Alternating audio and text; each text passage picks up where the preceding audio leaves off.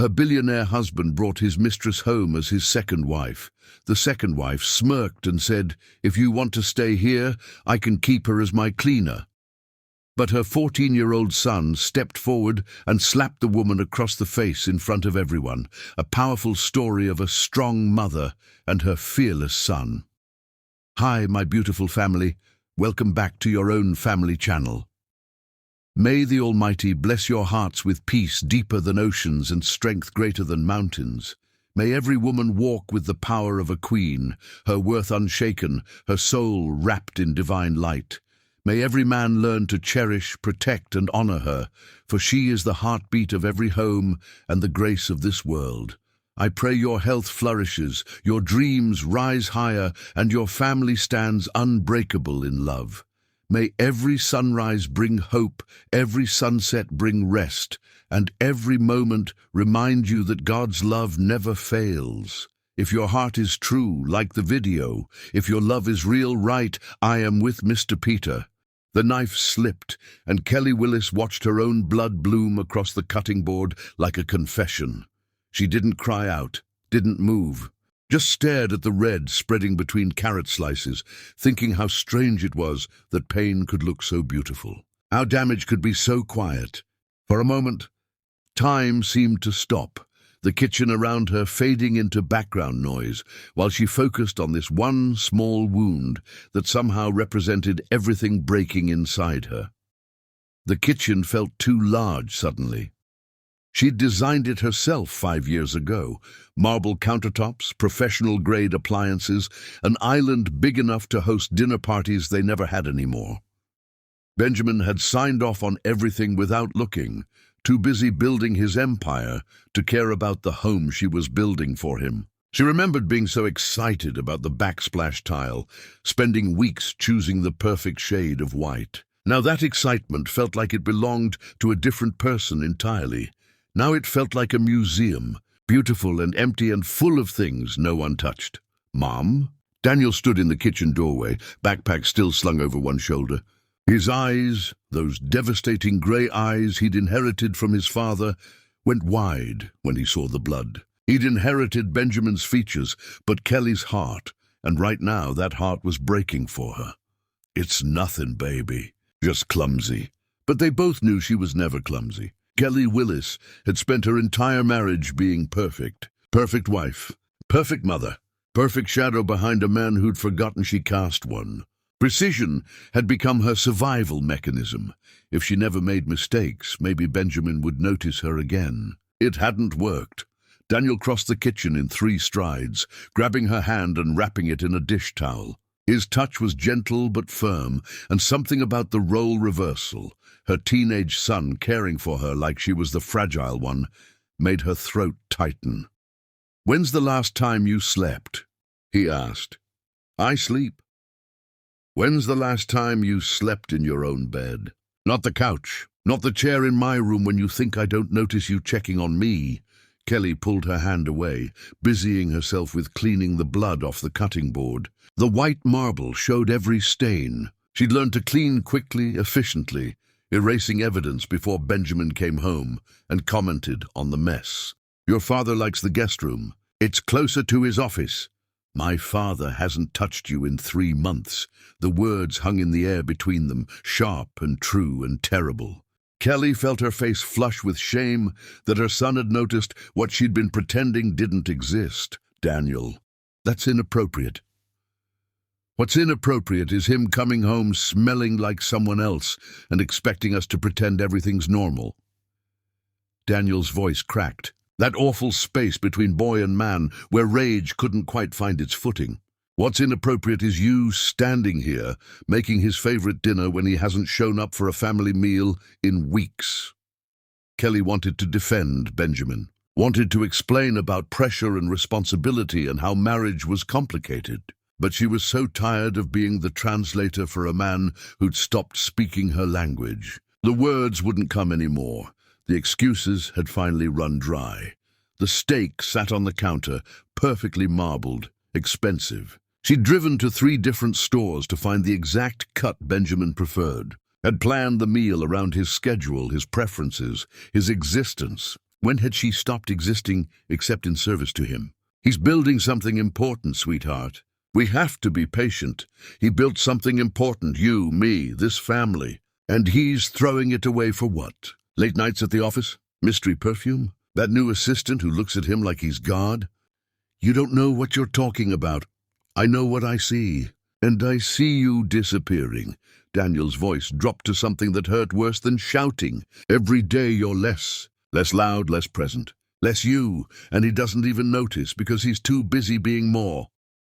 The truth of it knocked the air from her lungs. When had she become less? When had she started speaking softer, wanting smaller, apologizing for taking up space in her own life? She thought back to the woman she'd been before marriage, opinionated, ambitious, loud in her convictions. That woman had wanted to change the world. Now she couldn't even change her own circumstances. The front door opened. Benjamin James filled the doorway the way he filled every room. Expensive suit, expensive cologne, expensive everything except the attention he paid to the people who'd loved him when he was nobody. "Something smells good," he said, loosening his tie without looking at either of them. "It's your favorite. Steak, medium rare, garlic roasted? Already ate. Client dinner ran late." He grabbed a water bottle from the fridge, checked his phone, existed in their space without actually being present. "Don't wait up. I have calls." Kelly felt something crack inside her chest. Not break. She'd been breaking for months. This was smaller. The final splinter before the whole structure collapsed. "Benjamin, it's family dinner night." "It's Tuesday, Kelly. I don't have time for arbitrary schedules. Family dinner isn't arbitrary. To you. To me, it's wasted time when I could be working." He finally looked at her, and his eyes held nothing. Not love, not even guilt. Just mild annoyance at being questioned. "You don't understand the pressure I'm under. The empire I'm building? Someone has to sacrifice. Someone is me, every single day." Benjamin blinked like she'd spoken a language he didn't recognize. "What's that supposed to mean?" "It means I gave up my career for yours. Raised our son while you chased success. Organized your life, your events, your entire world, while my own got smaller and smaller. And now you can't even show up for dinner." She heard the desperation in her voice, hated it. Hated that she was begging for scraps of attention from a man who used to worship her presence. "Jesus, Kelly. One missed dinner and you're acting like I committed murder." He looked at Daniel. "Your mother's being dramatic. Hormones or something." The dismissal was so casual it felt like a slap. Kelly opened her mouth to respond, but Daniel spoke first. "Get out." Benjamin's expression shifted from annoyed to incredulous. "Excuse me, you heard me. Get out of this kitchen, out of this moment. Go make your calls. Chase your empire. Just stop pretending you're part of this family when you clearly don't want to be. Daniel, you don't talk to me the way you talk to Mom, with contempt and dismissal. You're right. I should be better than that." Daniel stepped between his parents, small for his age, but burning with protective fury. "She made your favorite meal, again, because she loves you, again. And you can't even sit down for 20 minutes. Can't even pretend you care. I'm not having this conversation with a teenager. Then have it with your wife. Actually have it. Look at her, see her. Notice that she's breaking and you're the one holding the hammer." Benjamin's jaw tightened. For a moment, Kelly saw something flash in his eyes. Recognition, maybe. Shame, possibly. But then his phone buzzed, and whatever humanity had surfaced disappeared. The device was always more important than the people in front of him. "I don't have time for this drama. Kelly, tell your son to respect his father. I'll be in the guest room." He left. No apology, no second glance. Just gone, like they were inconvenient furniture in a house he'd already moved out of emotionally. Kelly stood frozen, blood still seeping through the dish towel, wrapped around her hand, and felt the full weight of her own erasure. 14 years of marriage? A lifetime of devotion, and she'd become wallpaper. Present but unnoticed, decorative but disposable. The candles she'd lit earlier were burning down, wax pooling on the table she'd set with their wedding china. She'd used cloth napkins, folded them the way Benjamin's mother had taught her, had arranged flowers from the garden she maintained. All of it for nothing, all of it invisible. "Mom, Daniel's voice shattered her paralysis. "Talk to me, please." She looked at her son and saw reflected in his face everything she'd been denying. The truth she'd been too scared to speak out loud. "I don't know who I am anymore," she whispered. "I built my entire life around being his wife, being your mother, and now he's gone even when he's here and you're growing up and I'm just—" Her voice broke. "I'm just empty space where a person used to be." Daniel pulled her into a hug, and Kelly let herself be held by her child. Let herself cry silently into his shoulder while the steak grew cold and the candle she'd lit burned down to nothing. "You're not empty, Mom. You're compressed. All that light you had, you've been trying to dim it so he could shine brighter. But you don't disappear when you're compressed. You just become denser, more powerful." He pulled back, holding her face in his hands with a tenderness that broke her. "And when you finally let yourself expand again, you're going to be brighter than he ever was. What if I don't know how?" Then we figure it out together." "But Mom, we can't keep doing this. We can't keep pretending he's the man you married. That man is gone. Or maybe he never existed." Daniel's voice hardened with certainty beyond his years. "And we deserve better than ghosts." Upstairs, Benjamin's voice carried through the ceiling, smooth, charming, fully present for whoever was on the other end of that phone call. The version of himself he saved for people who weren't guaranteed to stay. Kelly unwrapped the towel from her hand. The bleeding had stopped, leaving behind a clean slice across her palm. A wound that would heal but scar. A reminder that sometimes damage started with the smallest slip. She looked at the kitchen, her kitchen really, though nothing here belonged to her legally. At the meal she'd prepared with love that would go uneaten. At the life she'd built that was crumbling while she stood still. "What do we do?" she asked her son, this beautiful boy who shouldn't have to be strong for her. Daniel looked toward the stairs, where his father had disappeared. Then back at his mother, with eyes full of love and unspoken war. "We survive him," Daniel said quietly. "And then we make sure he knows exactly what he threw away." The kitchen timer went off, shrill, insistent, marking the end of a dinner that would never be eaten. And somewhere in the perfect house she'd built into a home, Kelly Willis felt the foundation starting to crack. Chapter 2. The Announcement. Kelly had forgotten what it felt like to wear a dress that made her feel powerful instead of appropriate. The emerald silk clung to her body like a second skin, and for the first time in months she looked in the mirror and saw a woman instead of a wife. The dress was Benjamin's favorite color on her, or at least it used to be, back when he noticed what she wore. She'd bought it 3 weeks ago, hiding the shopping bag in the back of her closet like evidence of a crime. Spending money on herself felt wrong somehow, even though Benjamin dropped thousands on suits without discussion. "You look like a queen," Daniel said from her bedroom doorway, already dressed in the suit she'd bought him for occasions like this. He looked older in formal clothes, less like her baby, and more like the man he was becoming. "I look desperate," Kelly said, adjusting the neckline for the 3rd time. "Like I'm trying too hard." "You look like someone who refuses to disappear." Daniel crossed to her, straightening her necklace with careful fingers. "The Riverside Gala was your idea, your creation, your 8 years of blood and sweat. You have every right to look magnificent." 8 years. Had it really been that long since she'd organized the first charity event with borrowed money and desperate hope? Back then, Benjamin had kissed her forehead and called her his secret weapon. Now she couldn't remember the last time he'd touched her at all. That version of Benjamin, the one who valued her, felt like a character from a book she'd once read. "Your father already left," she said, applying lipstick with a steady hand that betrayed none of her internal shaking. "Said he needed to meet donors early.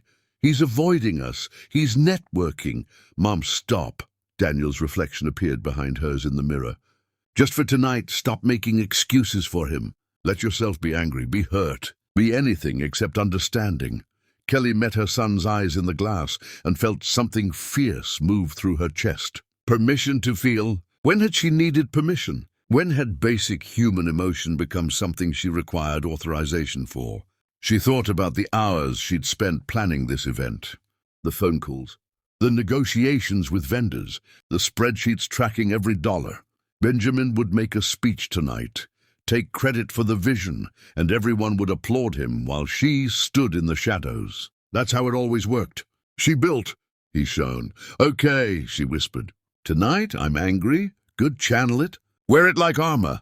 Daniel offered his arm with exaggerated gallantry. Now come on, your ballroom awaits. The drive to the hotel felt like traveling toward execution. Kelly's hands trembled in her lap, and she pressed them flat against emerald silk, willing steadiness. Daniel reached over and squeezed her fingers without comment. Her son, her protector. The role reversal felt wrong and necessary all at once. The Riverside Hotel blazed with lights and expensive cars. Valets hustled. Photographers clustered near the entrance, like predators waiting for prey. Kelly had arranged all of this. The flowers, the seating, the carefully curated guest list. Every detail bore her invisible fingerprints. Mrs. James, a photographer called out. Over here! Where's your husband? Inside, she lied smoothly, smiling the smile she'd perfected over years of standing beside Benjamin. He's always punctual for important events. Another lie. Benjamin was perpetually late to things that mattered to her, and militarily on time for things that mattered to him. The camera flashed, capturing her performance. She wondered if the photo would show the cracks beneath her makeup. Inside, the ballroom shimmered like a fever dream. Crystal chandeliers. She'd haggled for 3 weeks to get them within budget. White roses covering every surface. She'd driven to 5 different florists to find the perfect shade. Champagne towers positioned exactly where she'd specified. Her design, her vision, her soul made visible, and everyone would credit Benjamin for it. They always did. Kelly, darling! Margaret Chen descended on her like a perfumed hurricane. Absolutely stunning as usual. You've outdone yourself.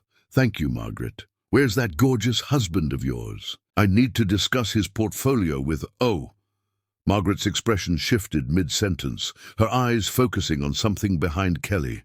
Oh my, Kelly felt it before she saw it. That shift in the room's energy. The sudden hush. The way conversation stopped mid-word. The temperature seemed to drop 10 degrees as collective attention pivoted. Toward the stage, she turned and her world stopped. Benjamin stood near the stage in a charcoal suit that cost more than her monthly grocery budget. But that wasn't what stole her breath. It was the woman beside him, young, maybe late 20s, polished in a way that screamed professional maintenance. Beautiful in the deliberate way of someone who understood beauty was currency. And Benjamin's hand rested on her waist with casual ownership that he hadn't shown Kelly in years. The woman leaned into him, whispered something, laughed at his response with practiced charm. And Benjamin looked at her the way he used to look at Kelly, like she was the only person in the room who mattered. Kelly felt her stomach drop, that nauseating free-fall sensation of watching your worst fears materialize in real time. Who is that? Daniel's voice came out flat, dangerous. I don't know, but she did. In the way women always know. This wasn't a colleague, wasn't a business associate. This was the perfume on his collar. The late nights, the distance, the reason her husband had become a stranger. This was why she'd been erased. Because someone younger, prettier, newer had made her obsolete. Mum, we should leave. No. Kelly's voice surprised her with its steadiness. No, we stay, we watch. We witness whatever he's about to do. And he did something. The MC called Benjamin to the stage for his donor speech, the speech Kelly had written 3 drafts of before he'd told her he'd handle it himself. Benjamin took the microphone with the confidence of a man who'd never questioned his right to take things. Thank you all for coming to this incredible event, he began, his voice warm and commanding. The voice that had made her fall in love with him 15 years ago when he was nobody and she was everything. I'm thrilled to share this special night with someone extraordinary. He pulled the woman closer. She smiled like she'd won something. Like this was a competition and Kelly had just lost.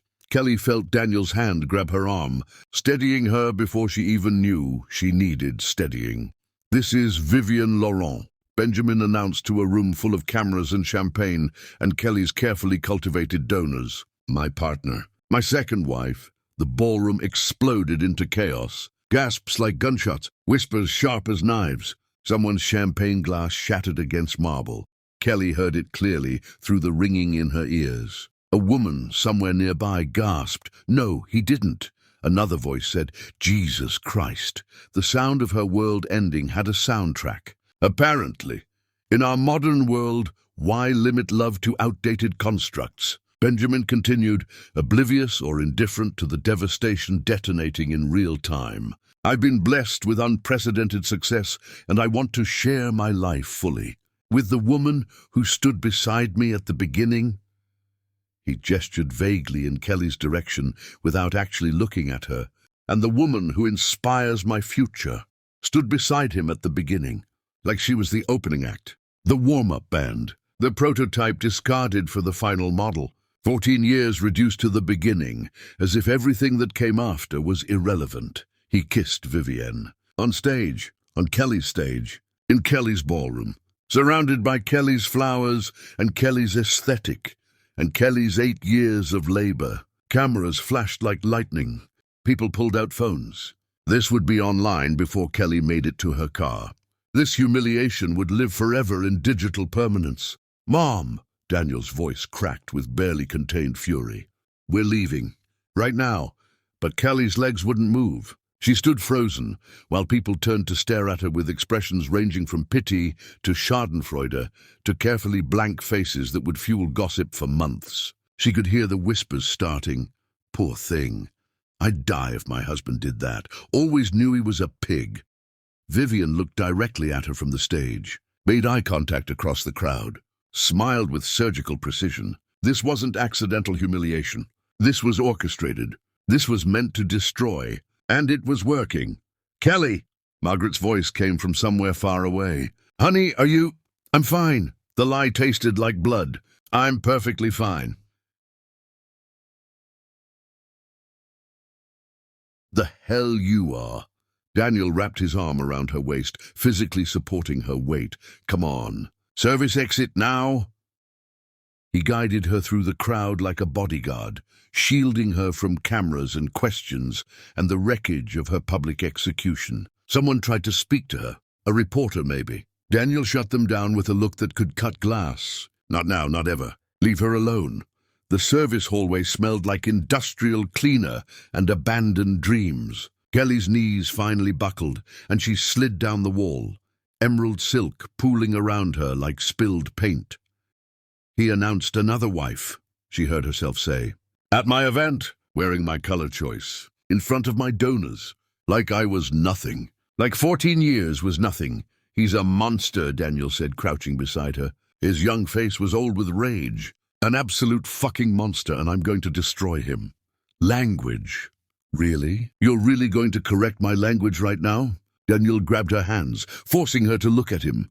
"Mom, he just erased you in front of everyone who matters. Reduced 14 years of marriage to stood beside me at the beginning, like you were a piece of starter furniture he upgraded from." The accuracy of it was more painful than the betrayal.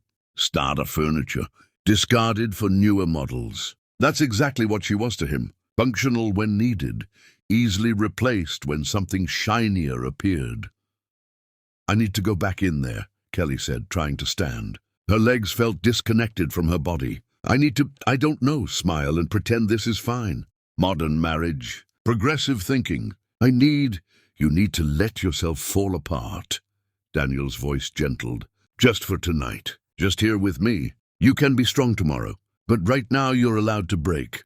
So she did. Kelly Willis, perfect wife and invisible architect, finally let herself shatter in a service hallway while her husband celebrated his betrayal in the ballroom she'd built for him. Tears came in waves. Not pretty crying, ugly, gasping sobs that shook her whole body. Daniel held her through it. This child who shouldn't have to comfort his mother but did anyway, because Benjamin had abandoned that role along with everything else. "He hates me," she gasped between sobs. I must be so hateful that he had to find someone else. He hates himself. This has nothing to do with you, and everything to do with him being a coward who can't face aging without proving he's still desirable. Daniel's voice was fierce. You're not hateful. You're not lacking. You're not any of the things you're thinking right now. He's just broken in ways you can't fix. Then why does it hurt like it's my fault? Because love makes us stupid, makes us think if we just try harder, sacrifice more, disappear better, maybe they'll see our worth. But Mom, people who can't see your worth aren't looking. And you can't make someone look who's chosen to be blind. Kelly pulled back to stare at her son. When did you get so wise? When I had to watch you shrink to make room for his ego. When I realized my father is a cautionary tale, not a role model. He wiped her tears with his thumbs. Come on, let's go home. That's his house, not mine. Never was mine. Then let's go somewhere that is, even if it's just a hotel room tonight. They stood together, mother and son, covered in the debris of her marriage. Somewhere in that ballroom, Benjamin was probably celebrating, making toasts, explaining his modern marriage to people who'd either applaud his boldness or whisper about his cruelty. And somewhere between the humiliation and the fury, between the tears and the exhaustion, Kelly made a decision. She would survive this. Not for Benjamin, not even for Daniel, for herself. The woman she'd been before she learned to be small. She just had to remember who that woman was. Chapter 3, The Mistress Comes Home. The house looked exactly the same, which felt obscene. Kelly sat in the living room she'd decorated with painstaking care, watching shadows creep across furniture she'd chosen, and waited for the inevitable. Daniel sat beside her, silent and coiled like a spring waiting to snap. The grandfather clock in the corner, the one she'd restored herself, spending months finding the perfect craftsman to repair its mechanism, ticked loud in the silence. She'd bought it at an estate sale, fallen in love with its ornate face, its history. Now each tick felt like a countdown to something terrible. You should be in bed. Baby, I'm not leaving you alone with him. It's 3 in the morning. I don't care if it's 3 in the afternoon or 3 in the morning or 3 years from now. I'm not leaving you alone with him. Kelly didn't argue. Couldn't. Her son had become her protector because her husband had become her destroyer, and that role reversal sat in her chest like swallowed glass. She looked around the living room. Every piece told a story. The throw pillows she'd embroidered during Daniel's infancy, when Benjamin worked late and she needed something to do with her hands. The coffee table she'd refinished herself, stripping decades of varnish until the original wood grain emerged beautiful and scarred. The family photos arranged on the mantel, frozen moments of a family that no longer existed. Had any of it been real? Or had she been living in a performance, mistaking Benjamin's act for authentic love? The front door opened. Benjamin walked in first, looking tired and irritated, like they were an inconvenience he'd forgotten to schedule. Then came Vivienne Laurent. Perfect hair, perfect dress, perfect smile, as she surveyed Kelly's home like a buyer at an auction. She moved through the space, touching things. Running her fingers along the back of the couch Kelly had spent 3 weekends shopping for, examining the art on the walls, pieces Kelly had chosen, negotiated for, hung herself, taking inventory of what would soon be hers.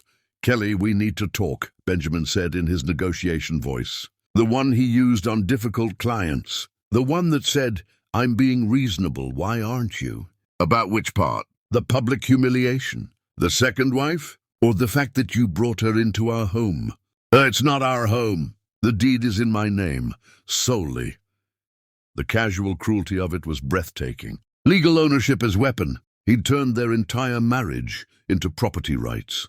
Kelly felt something inside her calcify. Every soft place she'd maintained for him, hope, love, understanding, hardening into something impenetrable. Vivienne stepped forward, her heels clicking on marble floors. Kelly had picked out 5 years ago, during a renovation Benjamin had been too busy to attend. Kelly, may I call you Kelly? I know this situation is difficult. Benjamin's explained everything, and I want you to know I respect what you built here. How? Generous. I am trying to be generous. Vivian's smile never wavered. Professional, practiced, performed.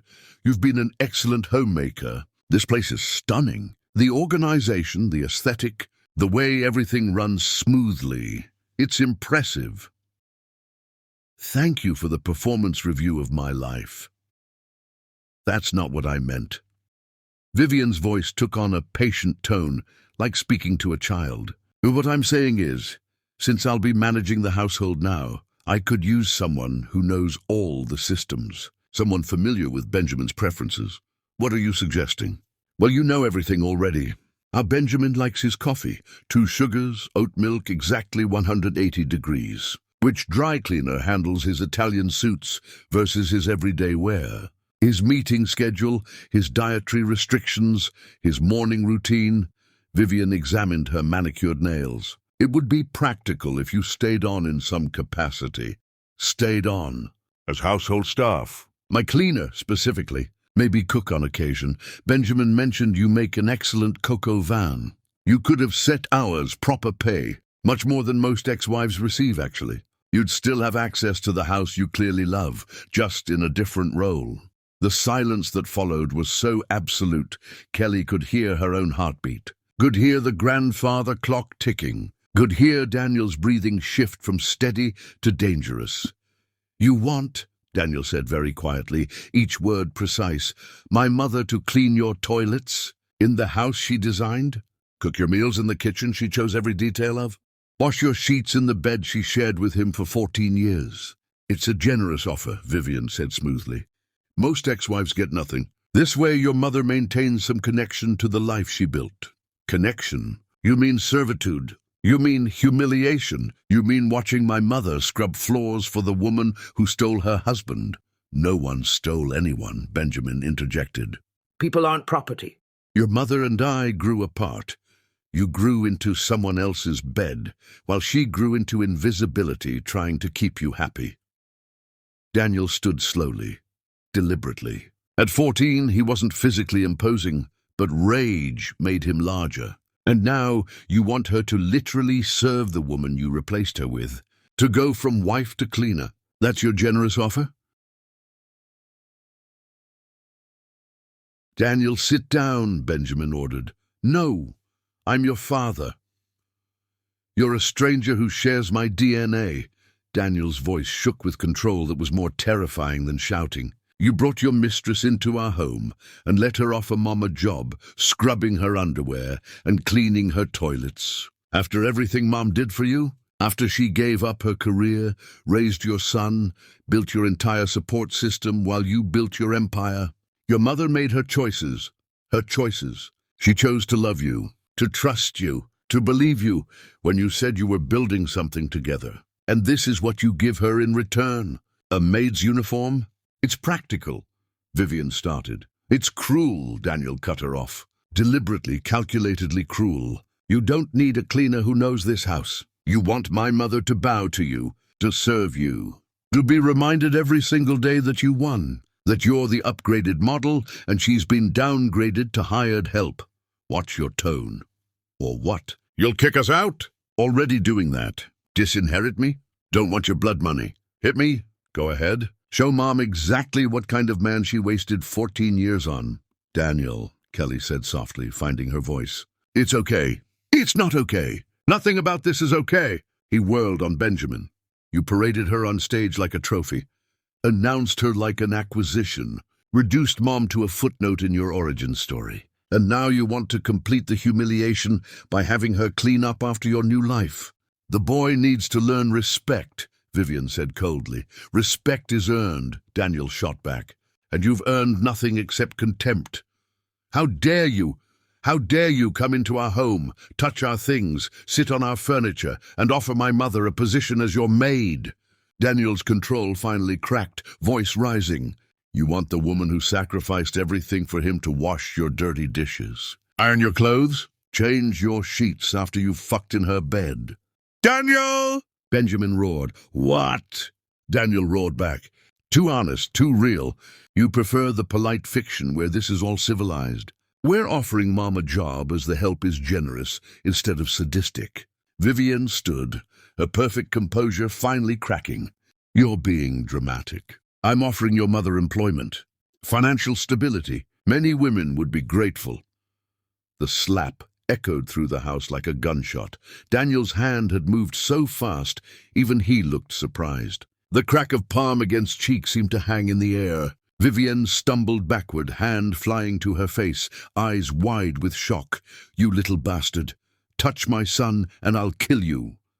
Kelly's voice came out steady, calm, absolutely certain. She hadn't moved from her chair, but something in her posture had shifted. The broken woman was gone. In her place sat someone dangerous. I mean that literally, Vivian. You put one finger on my child, and I will end you. Benjamin knows I'm not bluffing. Tell her, Benjamin. Tell her about the time someone hurt Daniel at school and what I was prepared to do. Benjamin's face had gone pale. Kelly, tell her. This is unnecessary. Tell her or I will. Benjamin swallowed hard. A teacher grabbed Daniel too roughly in 3rd grade. Left bruises. She went to the school with a baseball bat. Would have used it if security hadn't stopped her. And that was for bruises, Kelly said softly. Imagine what I'd do for real harm. The room fell silent, except for Vivian's ragged breathing as she held her reddening cheek. Apologize, Benjamin said to Daniel, though his voice lacked conviction. Apologize right now. No, I'm your father. My father died the day you announced her at Mum's charity gala. You're just the stranger who's evicting us. Daniel turned to Vivian. And you're just the whore who thinks she's won something. But all you've won is a man who will trade you in the moment someone younger appears. Enjoy the house. Enjoy the money. Enjoy the hollow life you're building with a hollow man. But you will never have my mother as your servant. She's worth 1,000 of you. Benjamin grabbed Daniel's arm, fingers digging in hard enough to leave marks. You will apologize, or what? Daniel didn't flinch. You'll hit me? Go ahead. Hit your son for defending his mother. Complete the transformation from failed husband to failed father. Show everyone exactly who you really are. Benjamin raised his hand. For one terrible second, Kelly thought he might actually strike their son. She moved to intervene, putting herself between them, ready to take the blow herself if necessary.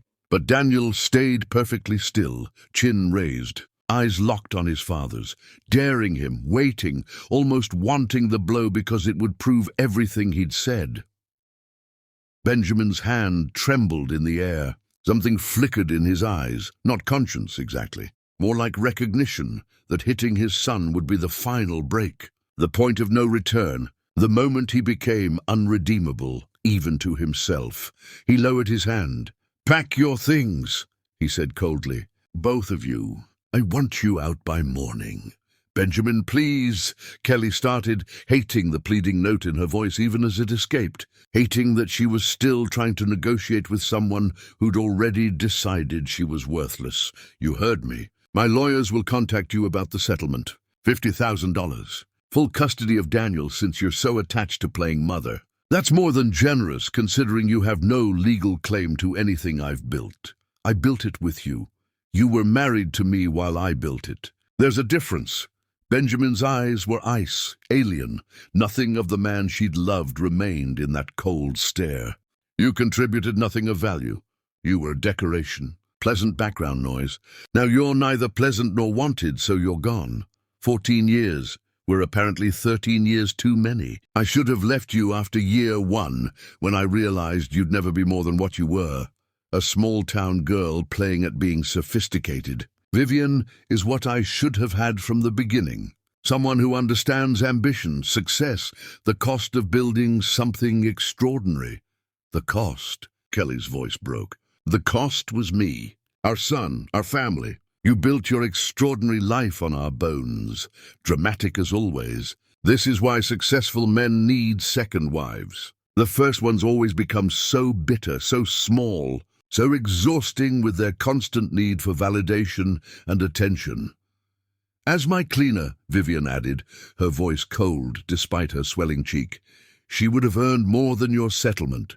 But pride apparently matters more than pragmatism. We choose dignity, Daniel said quietly. Something neither of you would recognize if it slapped you in the face. Which coincidentally it just did.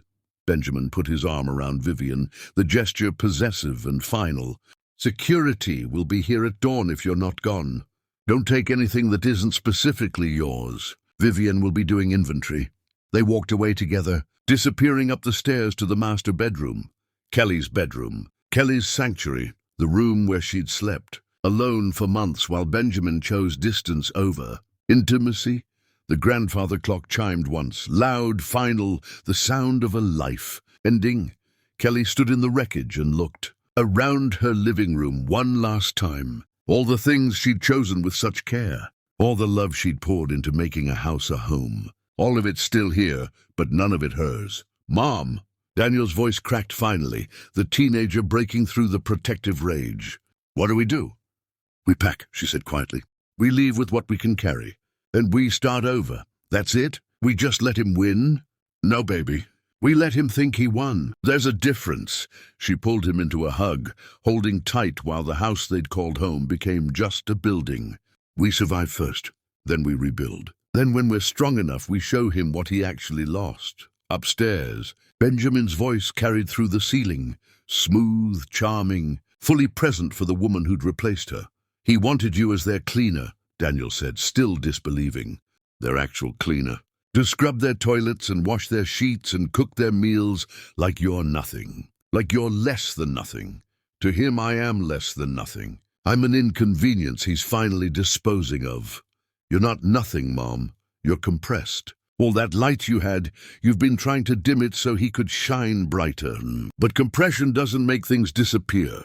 It makes them denser, more powerful. He pulled back, holding her face in his hands. And when you finally let yourself expand again, you're going to be devastating.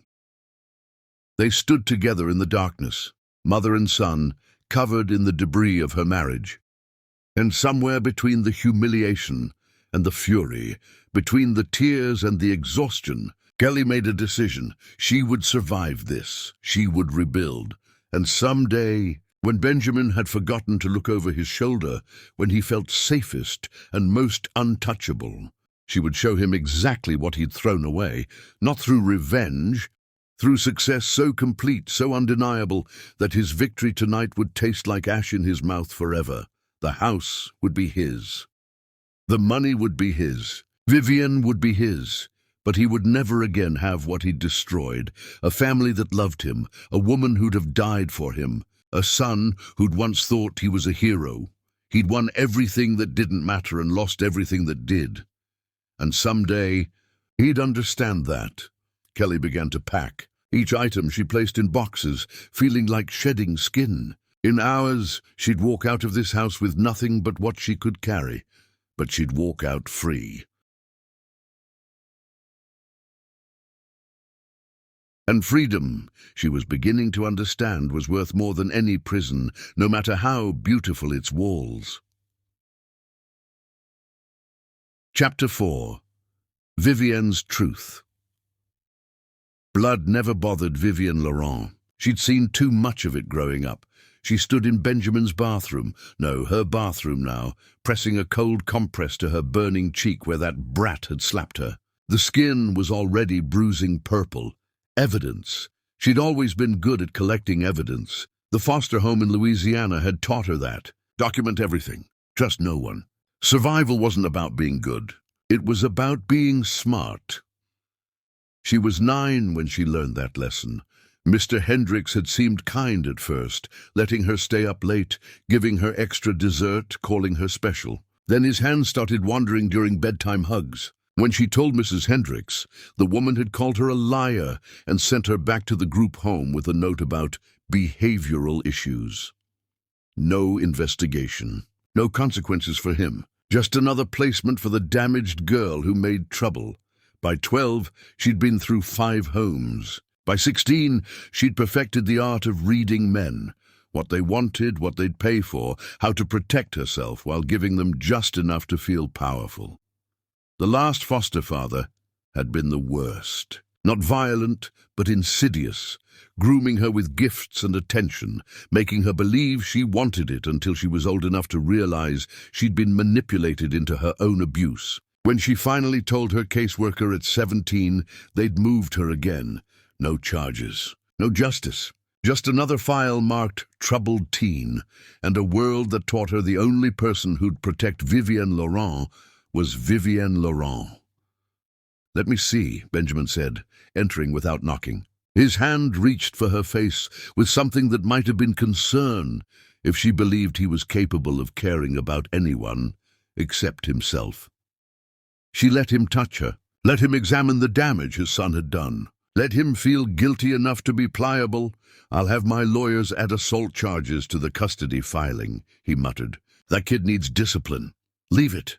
Vivienne turned away, refreshing her lipstick with steady hands. "Pressing charges against a teenager for defending his mother makes you look weak, petty, like you can't control your own family."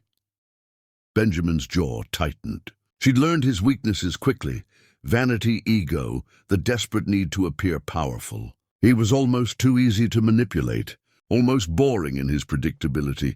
"He can't get away with hitting you." He already did. "Now we move forward." She met his eyes in the mirror. "Unless you want every magazine running headlines about the billionaire who destroys children. That'll really help your image." He backed down. They always backed down when she framed things as protecting their precious reputation. Vivienne had been running this con since she was 20. Rich men, married men, men stupid enough to believe she wanted them for anything except money and escape. She'd learned early that beauty was currency, and she'd invested wisely. Her phone buzzed. Marcus. She glanced at Benjamin's reflection. He was examining his own face in the mirror now, checking for signs of aging. Pathetic. She stepped into the hallway to read the message. "Timeline still good. 6 months?" Her fingers moved across the screen. "He's imploding faster than expected. Might be 4. The son's more dangerous than you thought. Everyone's more dangerous than Benjamin thinks. That's his fatal flaw." Marcus sent back a laughing emoji, then, "Drink tonight? Need to go over extraction plans." Vivienne checked the time. Benjamin had a meeting in an hour. She could slip out for 90 minutes without suspicion. Usual place, 8. She pocketed her phone and returned to the bathroom. Benjamin was still admiring himself, completely oblivious to the fact that she'd just scheduled a meeting with her real partner. Marcus Webb was 53, wealthy from his own successful cons, and the closest thing Vivienne had to family. He'd found her working a room at a corporate event 7 years ago, recognized a fellow survivor, and offered to teach her the art of sophisticated theft. "You're wasting your talent on small scores," he'd said. "Let me show you how to retire rich." They'd run 4 successful operations together. Benjamin was number 5. The final one before they disappeared to separate lives with enough money to never need anyone again. "You're bleeding," Benjamin noticed suddenly, pointing at her face. She checked the mirror, a small cut beneath her eye where Daniel's ring had caught skin. She'd forgotten about it while texting Marcus. "It's nothing.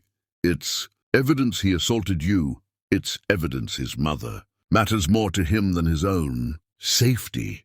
Vivienne pressed a tissue to the cut, watching Benjamin's reflection. "That kind of loyalty is rare, admirable even. You're defending him."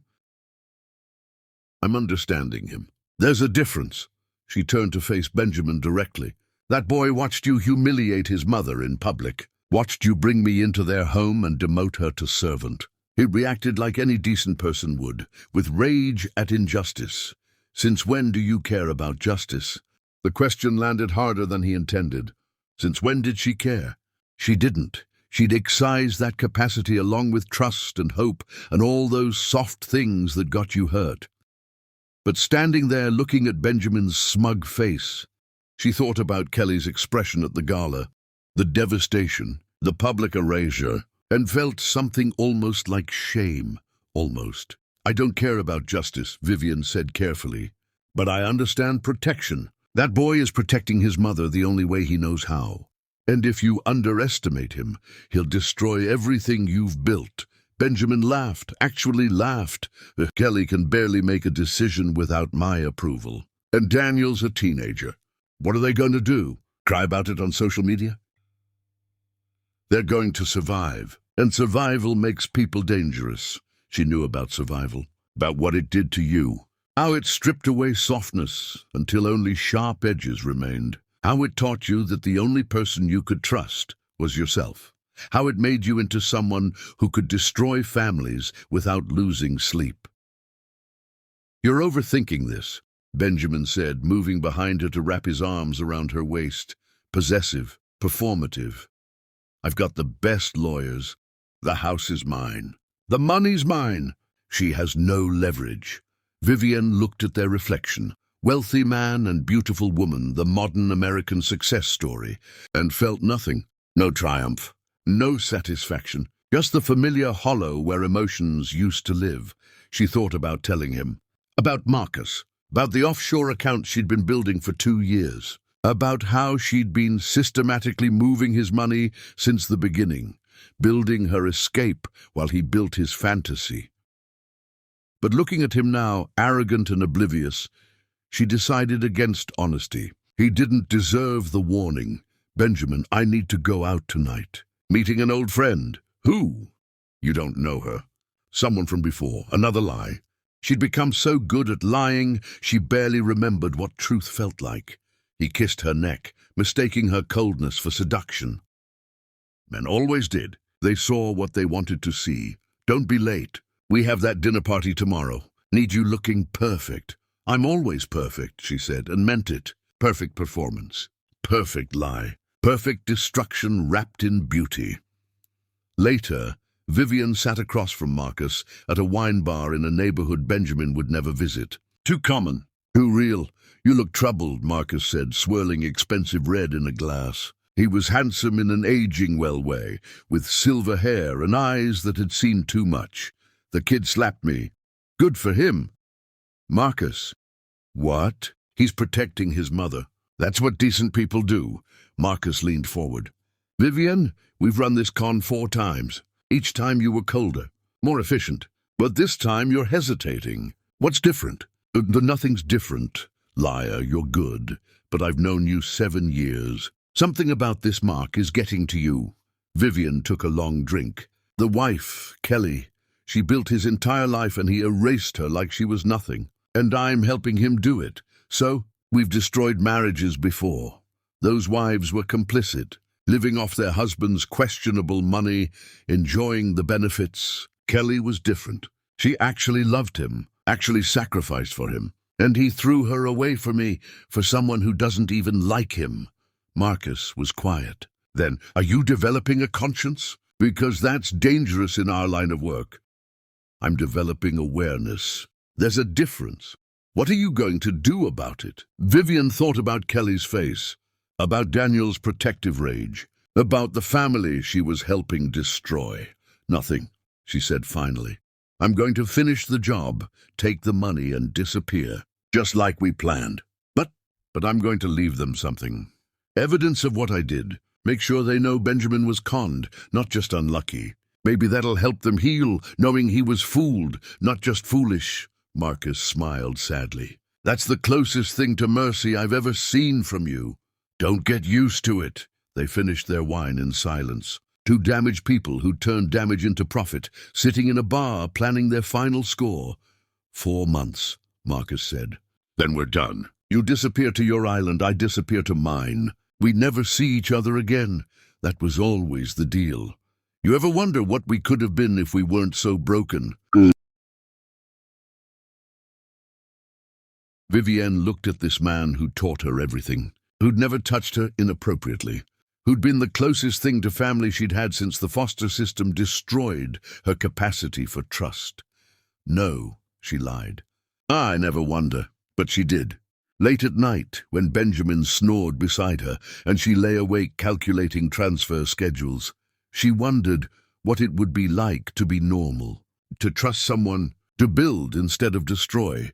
Then she remembered Mr. Hendricks's hands, remembered the caseworker who didn't believe her, remembered learning that the only safety was money and distance, and never needing anyone. 4 months, she repeated. Then I'm free. Marcus raised his glass. To freedom. To survival, Vivian countered. They clinked glasses, 2 ghosts pretending to be human, counting down to the day they could stop pretending. When Vivian returned home, Benjamin was asleep in bed, their bed, Kelly's bed, a space that held another woman's history. She stood in the doorway looking at him, this man who'd chosen her over loyalty, who'd sacrificed family for ego, who represented everything wrong with men, who thought love was ownership. She didn't hate him. Hating required caring, but she didn't respect him either. And in 4 months, she'd be gone with his money, and he'd finally understand what it felt like to be discarded. The thought should have brought satisfaction. Instead, it just felt hollow. Vivienne Laurent, who'd learned not to need anyone, walked to the window and looked out at the expensive neighborhood, the perfect lawns, the lives built on secrets and money and carefully maintained lies. She'd survive this. She always did. That's what damage taught you. How to keep breathing even when your chest was empty. But for the first time in 7 years, she wondered if survival was enough. If maybe the real con was the one she'd been running on. Herself, convincing herself that being alone was the same as being safe. She pushed the thought away and went to bed beside a man she didn't love. In a house that wasn't hers, living a life that was just another performance. 4 months until freedom, 4 months until she found out if freedom felt any different than loneliness. Chapter 5. The Fall. The apartment smelled like old cooking and broken dreams. Kelly stood in the center of the tiny living room while Daniel carried in their 3rd box and tried not to cry. 2 bedrooms, 1 bathroom, kitchen the size of a closet. Everything she owned, reduced to 17 boxes and garbage bags full of clothes Benjamin's lawyer said she could take. The walls were thin. She could hear the neighbor's television through the shared wall, some game show with canned laughter that felt obscene in its cheerfulness. This was what rock bottom looked like. Beige walls, stained carpet, a window that overlooked a parking lot instead of the garden she'd maintained for years. It's cozy, Daniel said, setting down the box labeled kitchen, even though half of what it contained wouldn't fit in this excuse for a cooking space. It's awful. It's ours. That makes it better than where we were. Kelly wanted to believe him, wanted to find silver linings and fresh starts and all those empty platitudes people offered when your life fell apart. But standing in this cramped space that cost more per month than she'd ever spent on groceries, all she felt was small. She'd become exactly what Benjamin had always implied, nothing without him. Her phone buzzed, another message from a number she didn't recognize. She'd been getting them constantly since the gala, reporters, gossip bloggers, people wanting her side of the story, by which they meant they wanted her to provide content for their spectacle. Billionaire's first wife. Where is she now? She deleted it without reading further. Mom, you need to eat something. I'm not hungry. You haven't eaten in 2 days. You're disappearing. The word choice stung because it was accurate. She'd lost weight she couldn't afford to lose. Her clothes hung wrong. Her face in the mirror looked unfamiliar, hollow-eyed and haunted, like a ghost of herself. I'll eat later. That's what you said yesterday. Daniel grabbed her shoulders, forcing her to look at him. You're scaring me. You get up, you stare at walls, you go to bed.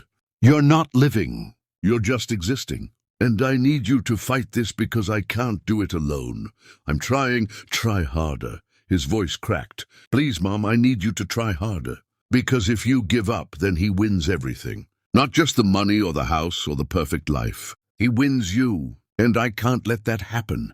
Kelly looked at her son, this fierce, beautiful boy who shouldn't have to be the strong one, and felt something shift beneath her ribs. Not healing, not yet, but the first reluctant decision to try. Okay, she whispered. Okay, I'll try. Right now. Try right now. Daniel grabbed her coat. We're going outside. Fresh air, movement, basic human activities that prove you're still alive. She let him lead her out of the apartment, down stairs that smelled like curry and cigarettes, into streets that pulsed with life she didn't feel part of anymore. Everything looked too bright, too loud, too much, when all she wanted was to curl up in darkness and wait for the pain to stop. They passed storefronts she'd never noticed from inside her luxury car. A laundromat where women folded clothes while children played. A corner store with produce bins outside, nothing like the organic market where she used to shop. A bus stop where tired people waited checking phones, living ordinary lives that had once seemed beneath her.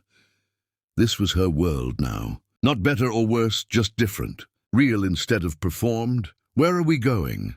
Coffee shop. You like coffee. I used to like coffee. Now I just drink it to stay awake through the exhaustion. Wow, that's really dark, Mom. Sorry, I'll try to be less honest. No, be honest. Just also be alive. The coffee shop was crowded with people living normal lives. Students studying, couples laughing, workers typing on laptops. All of them existing in a world where shame wasn't a physical presence sitting on their chest. 2 lattes, Daniel ordered. And whatever pastries you have that look like they contain enough sugar to restart a human heart. The barista smiled at him. Daniel smiled back, easy, natural, like their world hadn't exploded. How did he do that? How did he keep functioning while she was drowning? They sat at a corner table. Daniel pushed a chocolate croissant toward her. Eat. It's a medical order from your teenage son who pretends to know things. Kelly took a bite. It tasted like nothing. Everything tasted like nothing lately, like her taste buds had given up along with everything else. I ran into someone from school yesterday, Daniel said, stirring his latte with unnecessary focus. Marcus's mom. She crossed the street when she saw me. Literally crossed the street to avoid talking to me. Baby, I'm so sorry. Don't apologize for him. His mistakes aren't your shame to carry. Daniel finally looked up. But yeah, it sucks. My friends don't call anymore. Birthday parties I'm not invited to. People I've known since kindergarten suddenly can't make eye contact. Last week someone wrote "Home Wrecker's Son" in my locker. Kelly's chest tightened. What, Daniel? Why didn't you tell me? Because you're barely holding it together, and I didn't want to add to it. But I'm telling you now so you know we're both dealing with consequences of his choices. You're not alone in this. This is all my fault. It's his fault. He's the one who decided public humiliation was a good relationship strategy. Daniel's jaw tightened. I just want you to know that I'm struggling too. That we're in this together. That neither of us is strong enough alone, but maybe we're strong enough together. Kelly reached across the table and grabbed his hand. I'm so sorry you have to deal with this. You should be worrying about grades and friends and normal teenage stuff, not taking care of my mother because my father's a coward. Yeah, probably. But here we are. He squeezed her fingers. So we deal with it together, deal? Deal. But she was alone. Daniel had school, had youth, had a future waiting when he aged out of this nightmare. Kelly had nothing. No career, no savings. No identity separate from being Benjamin's discarded wife. The job rejections came with painful consistency, overqualified, insufficient recent experience. Not the right fit. Corporate speak for, you're a middle-aged woman who abandoned her career for a man who abandoned you. She took a temporary position answering phones at a real estate office. Minimum wage. Humiliating work for someone who'd once organized million-dollar events. But it paid rent while she figured out what came next. Her phone buzzed again. Sarah Chen, coffee? Or something stronger? I heard about Benjamin's grotesque display. I'm so sorry. Kelly stared at the name. Sarah Chen, her college roommate. The friend she'd lost touch with when she became too busy being Benjamin's wife to maintain her own connections. They'd been inseparable once, sharing dreams, supporting each other through late-night study sessions, planning futures that included both of them succeeding. Then Benjamin had happened, and Kelly had slowly cut ties with everyone who reminded her of who she used to be. Who is it? Daniel asked. Old friend. Wants to meet up. You should go. I looked terrible. You look like someone who's been through hell. She'll understand. Daniel squeezed her hand. Mom, you need people, not just me. Actual adults who can remind you that you existed before Benjamin and you'll exist after him. So Kelly typed back, her fingers shaking. Tomorrow, I might cry the entire time. Perfect, Sarah responded immediately. I'll bring tissues and wine. Not necessarily in that order. It was such a small thing. One coffee date with an old friend, but sitting in that crowded shop with her son and the promise of connection, Kelly felt the first tiny spark of something that wasn't quite hope, but wasn't complete despair either. Maybe survival wasn't about being strong. Maybe it was just about showing up day after day until the showing up got easier. Maybe she could do that. Maybe. I'm proud of you, Daniel said quietly. For what? Falling apart spectacularly? For still being here. For trying. For eating that croissant even though you clearly don't taste it. He smiled, sad and small. For being my mom, even when it's hard to be your own person. Kelly pulled him into a hug across the small table. This beautiful boy who'd become her anchor when she was supposed to be his. They sat like that in a coffee shop full of strangers, holding each other together while the world moved around them. And somewhere across town, in a house that used to be hers, Benjamin was probably celebrating his new life without any idea of what he'd actually destroyed. But he'd find out eventually. They always did. Chapter 6, The Sun's Weapon. Daniel couldn't sleep. So he sent the email instead. His laptop screen glowed in the darkness of his tiny bedroom, casting shadows across walls covered with evidence, printouts, diagrams connecting people his father had betrayed, red string linking names and dates. It looked like something from a crime thriller, except this was real. The email was already gone, sent to a reporter. Evidence of Benjamin's first crime, forcing out a partner through forged signatures. By morning it would be news. Still awake, Kelly stood in his doorway wearing an old robe, looking thinner every day. Can't sleep, Daniel said, not closing his laptop. Not hiding anymore, she noticed. What are you doing? What I should have done months ago. Daniel, she entered, sitting on the bed. Her eyes scanned the walls, taking in his obsessive documentation. Talk to me. You've been different, distant. Daniel turned the laptop toward her. Months of work displayed in folders. Early investors Dad screwed. Former partners. Questionable deals. Evidence of fraud, each meticulously organized. I've been researching Dad, everything about his deals. The people he screwed over. And 5 minutes ago I started using it. Kelly went still. What did you do? Sent evidence to a reporter. Tomorrow the Morrison partnership fraud goes public. Dad forged signatures to cut him out of millions. Daniel's voice was steady, adult. That's just the beginning. Daniel, look at this. He opened another folder. Evidence that Vivian is stealing from him. Bank transfers, offshore accounts. Messages about finishing the job. She's not in love with him. She's robbing him blind. How did you? I went for visitation. She ignored me. His office was unlocked. Daniel met her eyes, defiant. I photographed everything, made it prosecutor ready, and tonight I posted it anonymously online. You what? She'll see it. Panic, run within 48 hours with whatever she can grab. Dad will wake up to empty accounts and a missing wife. Kelly's hands trembled. This is dangerous. This is justice. Daniel opened another screen. Dad's early partners, the ones he cut out. They're filing lawsuits tomorrow. 17 of them. Same law firm. Same day, coordinated. How? Robert Chen, Sarah's brother. He's been waiting 12 years since Dad stole his algorithm. He just needed someone with inside information to coordinate the attack. Daniel's jaw tightened. I gave him everything. Daniel, revenge is poison.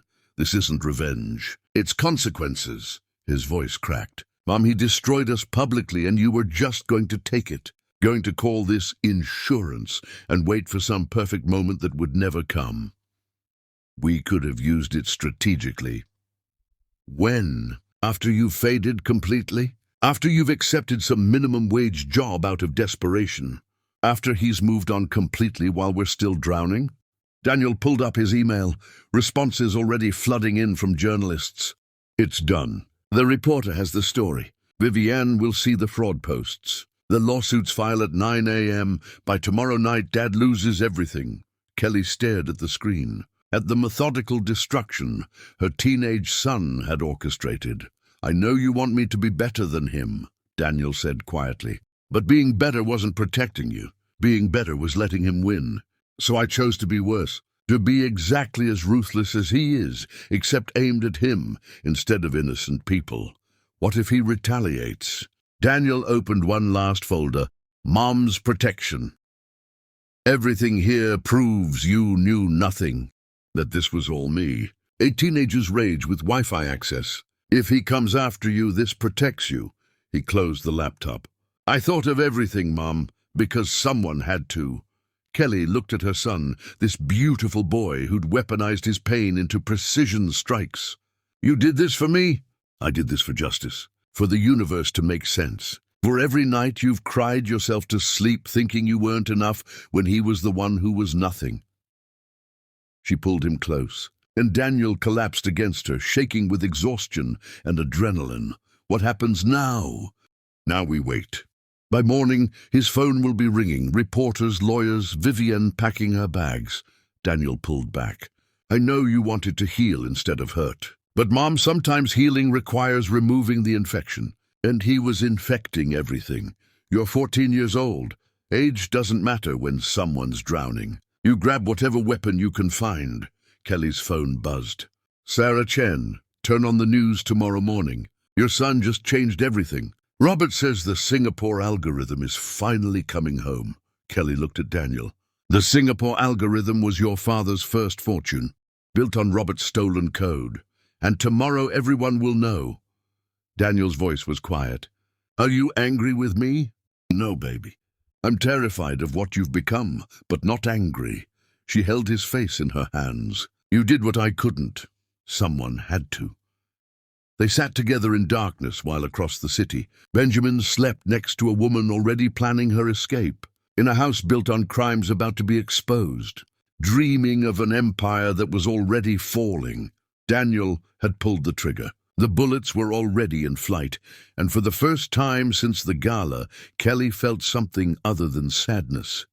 She felt the ground shifting. The careful balance of power Benjamin had maintained through fear and wealth beginning to crack. Her son had given her the one thing she'd never had in her marriage: leverage. Real devastating leverage. Already deployed. Already working. The war wasn't over. But for the first time, they weren't losing. They weren't just surviving Benjamin's destruction. They were returning it. Chapter 7. The Broken Man. Josh Shepard wasn't looking for anyone when he found Kelly Willis. He'd spent 7 years alone, convincing himself solitude was safety. His ex-wife Elizabeth had left him for his business partner with a note. You're too predictable. I need passion, not comfort. Tuesday morning. Coffee brewing. Toast burning. The note propped against the sugar bowl Elizabeth had insisted on from Portugal. Her elegant handwriting explaining why 7 years wasn't enough. Josh, I can't breathe here. You're wonderful and kind and everything good. But I don't want good. I want alive. David makes me feel alive. I'm sorry. I hope you understand.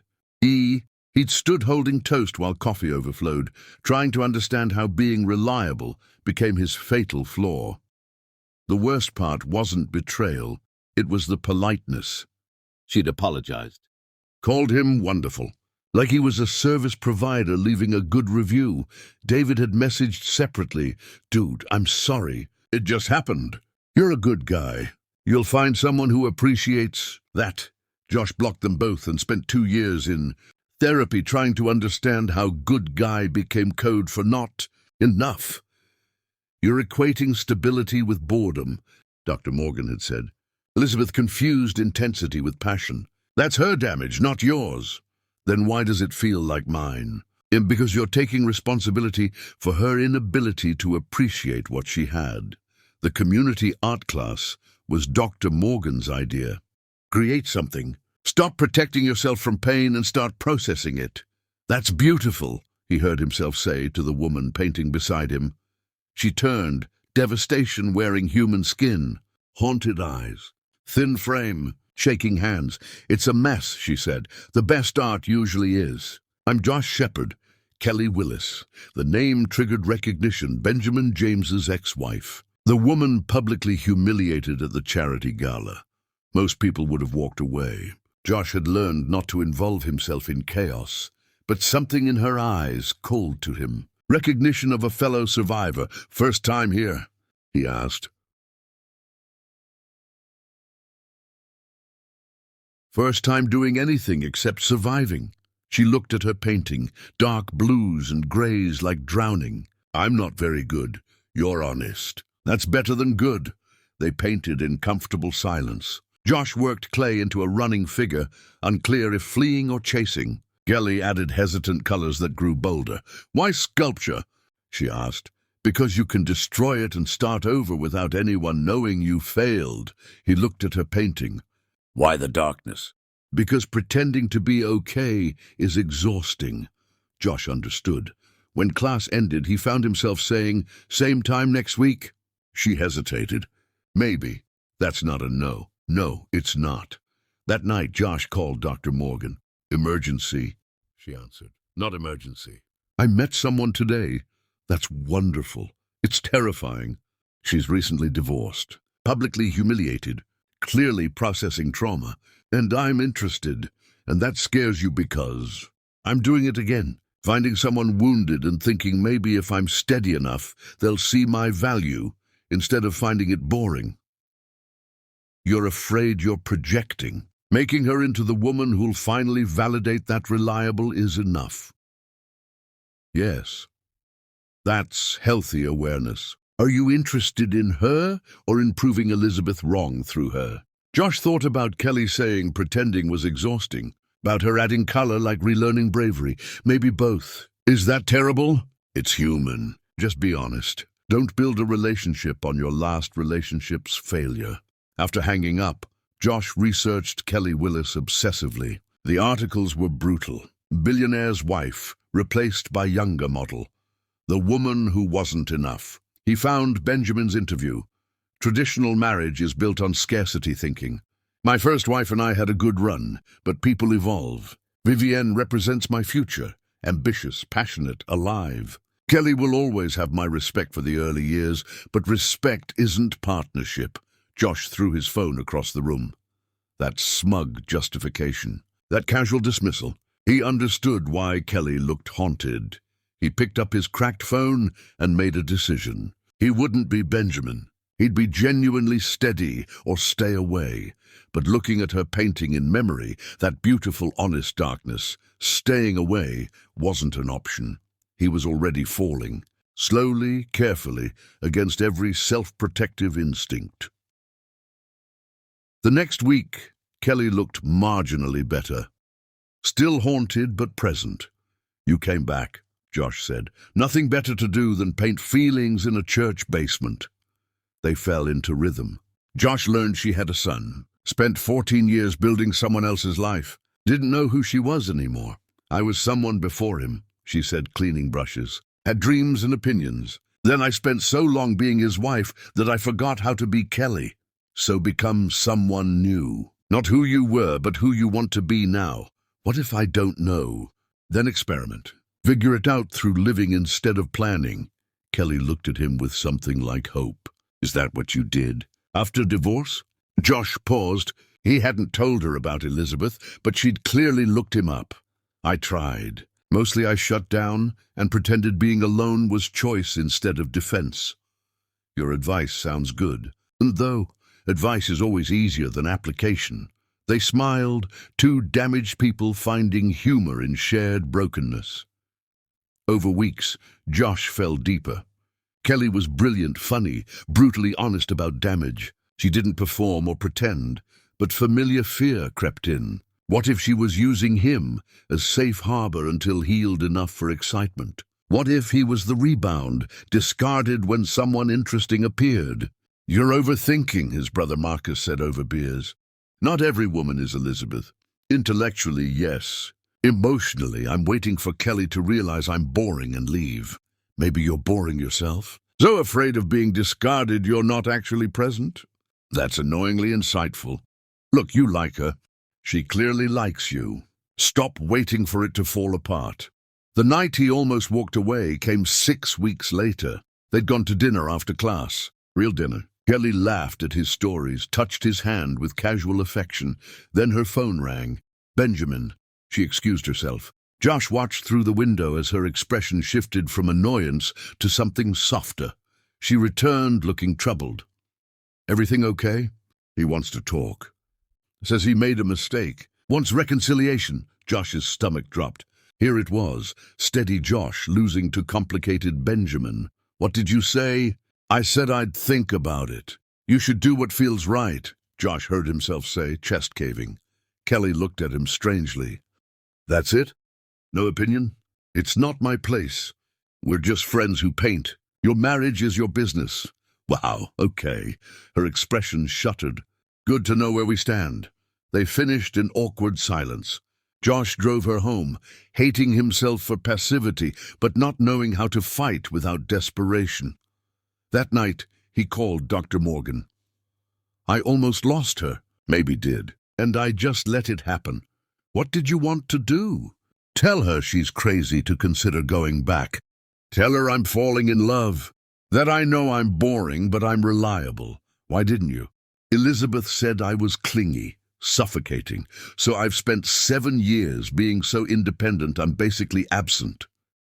You're overcorrecting, be honest. Tell Kelly how you feel without making it her responsibility to fix your fear. The next day, Josh showed up at Kelly's apartment unannounced. I need to tell you something. Just listen, okay? She nodded, stepping aside. I like you a lot. That terrifies me because my ex left me for being predictable. I've spent 7 years trying to prove her wrong by being more stable, probably proving her right. But I don't want fear to keep me from showing up. So I'm telling you, if you want Benjamin, I understand. He's your history. I'm just the guy who sculpts. But if there's any chance you want to build something with me, real and steady and maybe boring, then I'm asking for that chance, not competing with him. But because we could be good together. If you'll risk it, Kelly stared, then laughed. What? Josh, I told Benjamin no immediately. Then mentioned you, someone kind who actually sees me, and he lost his mind. That troubled look was realizing he was jealous of you. Oh, so my declaration was sweet and unnecessary. She stepped closer. You're not boring. You're grounding. Boring is predictable because nothing's happening. Grounding is steady because something real is being built. I've had enough chaos. I'll take grounding. Josh pulled her into a kiss, tentative then certain. So we're doing this? Yeah, even though I'm terrified. Especially then. It means you care enough to risk it. They held each other. Two damaged people choosing to build from broken pieces. For the first time in 7 years, Josh felt like being steady was enough. Maybe it always had been. He just needed someone who valued foundations over fireworks. Chapter 8. The Reckoning. Benjamin James had always believed he was untouchable. That belief died Tuesday morning when his accountant called with words like had discrepancies and unauthorized transfers and possible fraud. What are you talking about? Benjamin demanded, still in bed while Vivian showered. Someone's been moving money from your accounts. Small amounts at first, but it's escalated. Offshore companies, shell corporations with your authorization. So we're talking millions. Benjamin's stomach dropped. That's impossible. I sign everything. That's the problem. These signatures are yours, or very good forgeries. We need forensic accountants immediately. No authorities yet. How long has this been happening? Based on records? At least 2 years. Possibly from the beginning of Vivian. No, she loved him. She'd chosen him. This had to be someone else, a hacker. Corporate espionage. Send me everything, Benjamin said, voice hollow. I'll review it privately. Sir, you need professionals. Send me everything now. The bathroom door opened. Vivian emerged in steam and expensive perfume, wrapped in a towel. Who was that? She asked. applying lotion with practiced ease. Too smooth, too rehearsed, wrong number. She didn't question it, because she knew, and he'd been too arrogant to see it. I have plans today. Meeting a friend for lunch? Who? You don't know her. Someone from before. Another lie. He kissed her neck, mistaking coldness for seduction. Don't be late. We have that dinner tomorrow. I'm always perfect, she said. Not affection. Just cold fact. She left. Benjamin sat alone waiting for evidence that would confirm his worst suspicions. It arrived encrypted. Benjamin locked himself in his office, Kelly's. Organized system still running his life, reviewing transactions that made his blood freeze. Systematic, calculated, brilliant. Impatience. Vivian had been stealing since the beginning. Small transfers from different accounts, laundered through shells with legitimate-sounding names. Then larger sums as she gained confidence. The offshore accounts were under unknown names. Authorizations bore his signature, forged perfectly. She'd planned meticulously. Complete extraction. Benjamin's phone buzzed. Lawsuit notification. Then another. Then 3 more. Old partners. Early investors. People he'd pushed out years ago, suddenly unified. Same law firm. Documentation he'd thought buried. Shady negotiations. Broken promises. Evidence of his ruthless climb. Someone had organized this. Weaponized his past with strategic precision. Daniel, the teenager he'd dismissed, had been building a case, collecting evidence, finding Benjamin's victims. But a child couldn't coordinate legal representation across multiple plaintiffs. Someone with resources had helped. Sarah Chen, maybe, or an early partner who saw opportunity when Daniel came with evidence. Benjamin tried to laugh it off. A child couldn't destroy him. He had resources, except he didn't. Vivian had been stealing them. He checked her closet, empty. Jewelry missing. Clothes vanished. Car gone. She'd disappeared completely, leaving only a note on his pillow. Thanks for the education, Benjamin. You taught me love is a transaction. I just made a better deal. P.S. I'm sorry about your family. Not enough to stay, but enough to feel bad. That's growth, right? V, his phone rang. His lawyer. We have problems. The lawsuits are coordinated, professional. Your ex-partners have been collecting evidence for years. Someone gave them representation. How bad? Career-ending if we can't settle. And that's before the fraud situation. Ex-girlfriend. She's gone. Took millions. Silence. Benjamin, file a police report. No police. No publicity. You've been defrauded. I said no. Do you know what this will do to my reputation? Respectfully, everything you've built is collapsing. We're in damage control. Another call. Board of Directors. Emergency meeting. Voted out pending investigation. It's not just the money, the board chair said coldly. You missed it entirely. For 2 years, that negligence makes us question every decision. Then reporters. Someone had leaked. Billionaire conned by Mistress. Lawsuits piling, empire crumbling. By evening, Benjamin sat alone, scrolling through articles, destroying his reputation. Benjamin James, the man, who had everything and threw it away. Sources say wife's son. Orchestrated takedown of teenagers. Revenge. That last included Daniel's quote. Actions have consequences, even for people who think they're above them. Benjamin stared at those words, feeling the full weight of what he'd destroyed. His son, the boy who'd thought he was a hero, now orchestrating his ruin, and he deserved it. Every lawsuit, every revelation, every humiliation. He'd thrown away everything real, chasing something fake. His phone buzzed. Kelly's lawyer, Mr. James, my client has evidence regarding Ms. Laurent's fraud. She'll share it in exchange for renegotiating the settlement. She knew. Kelly knew Vivian was stealing. Her son discovered it months ago. Mrs. Willis decided against using it maliciously. However, given circumstances, she feels a more equitable settlement is appropriate. $1 million, public acknowledgement of her contributions, and formal apology. That's blackmail. That's fairness. You gave her $50,000 after 14 years. She's offering proof that could help with prosecution. She wants recognition. Seems reasonable. It was reasonable. Devastatingly reasonable. I don't have $1 million. Vivienne took everything. Your accountant mentioned frozen assets from early investments. Enough for settlement, though little else. Kelly would get settlement from the only clean money left. The irony was excruciating. Fine. Draft the papers. The apology needs to be public. Published acknowledgement of what she contributed and what you destroyed. Benjamin wanted to refuse, but had nothing to fight with. Fine. He hung up and sat in silence. Every choice wrong. Every person hurt, vindicated. Every bridge burned, impossible to rebuild. Kelly had watched him destroy himself and used information for justice, not revenge. More mercy than he deserved.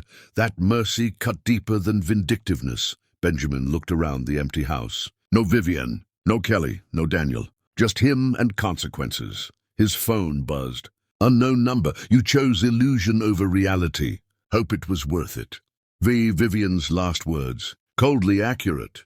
He'd destroyed everything real chasing fake. Traded partnership for performance. Sacrificed family for ego.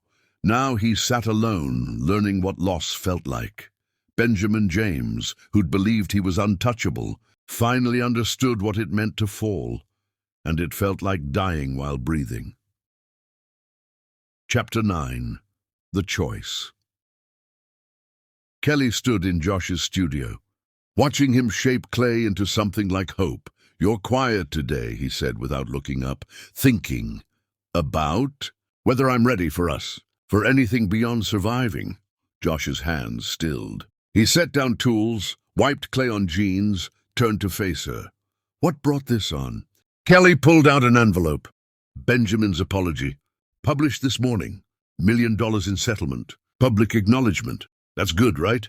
Oh, it's what I deserved. But wanting it and wanting him are different. She looked at Josh. Kind Josh, who'd waited months. He called last night. Something flickered in Josh's eyes. Fear that he'd be the safe choice until excitement came. What did he say? He's sorry. Finally understands what he lost. Vivienne destroyed him, and he realizes I was the only real thing. Kelly's voice stayed steady. He cried, begged for another chance. And I told him I needed time to think. Then sat for 6 hours, questioning everything. She watched Josh trying to stay neutral. Every choice, every person I've trusted. Whether I know what I want. Josh was silent, jaw tight, hands clenched. Say something, Kelly said. What do you want me to say? I don't know. Tell me I'm crazy for considering it. Tell me you love me. Something that makes this easier. No. The word landed hard. No. I won't compete with Benjamin like you're a prize. I won't diminish myself proving I'm worthy. His voice stayed level, but pain bled through. I've lived that story. It doesn't end well. That's not what I'm asking. Then what? Josh's composure cracked. Because from here, you're testing me, seeing if I'll panic or be so secure I don't care. Either response is a trap. The accuracy stole her breath. She'd been testing him. I'm sorry. You're right. That's not fair. No, it's not. Josh stepped closer, eyes intense. I love you. Been patient because healing takes time. But patience isn't waiting while you decide if I'm good enough to compete with a man who destroyed you. Josh, let me finish. I'm not Benjamin. I won't erase or demean you. But I won't spend our relationship proving I'm different. That's exhausting and unfair. So here's what I need you to know. He took her hands, grip steady despite trembling beneath. I want you to choose me, not because I'm safe or Benjamin failed, but because you want to build something with me. Because being with me makes life better. Because you look at me and think, yes, this person, this future, not maybe or probably, just yes. Tears slid down Kelly's face. What if I don't know how to trust? Then figure it out. Go to therapy. Take time away from both of us and learn who Kelly is without any man. His voice softened. But don't string me along while deciding if I'm worth risk. I'm worth it. If you can't see that, we shouldn't do this. Are you breaking up with me? I'm giving you real choice. Do you want to be with me? Not someday. Now, with all our mess and no guarantees except I'll show up daily and try. Her phone rang. Benjamin. She looked at the screen. Then Josh. This was the moment. The choice defining everything next. Answer it, Josh said quietly, resigned but kind. Whatever you need to hear. But no, I'll be here when done. Or I won't. Your choice. Kelly stepped outside and answered. Kelly, thank God. Benjamin's voice sounded broken, small. What do you want? To tell you I was wrong. Everything. Vivian, divorce, treatment, all of it. I'm in therapy. Real therapy? His voice cracked. I'm not the same man. I understand now. That's great. Don't be cold. I know I don't deserve warmth, but I need you to know I understand. What you sacrificed. You were never the problem. Benjamin, why are you calling? To do another chance. To do it right. Rebuild what I destroyed. Couples therapy? Separate houses? Prenup protecting you? Anything. For a moment, Kelly felt the pull of history. 14 years, a son, memory of who they'd been. Temptation to believe people could change. Then she thought about Josh's face. How he looked at her like she was whole. How he challenged without diminishing. How loving him felt like breathing. No, she said clearly. Kelly, please. No, Benjamin. I don't want to rebuild. I want to be free of you. And I finally am. You're with someone else. That sculptor Daniel mentioned. His name is Josh. Yes, I'm with him. But that's not why I'm saying no. She breathed deep, feeling lighter. Now I'm saying no because I spent 14 years making myself smaller so you could feel bigger. I'm done. Not angry, just done. You taught me what I don't want. I'm grateful for that lesson. I could change, you probably will, for the next woman, but not for me because we're finished. Silence. Then smaller. Does he make you happy? He makes me feel safe. And after you, safe is revolutionary. I'm sorry, Kelly. I hope he deserves you. He doesn't think of me as something to deserve. Just as Kelly. That's enough.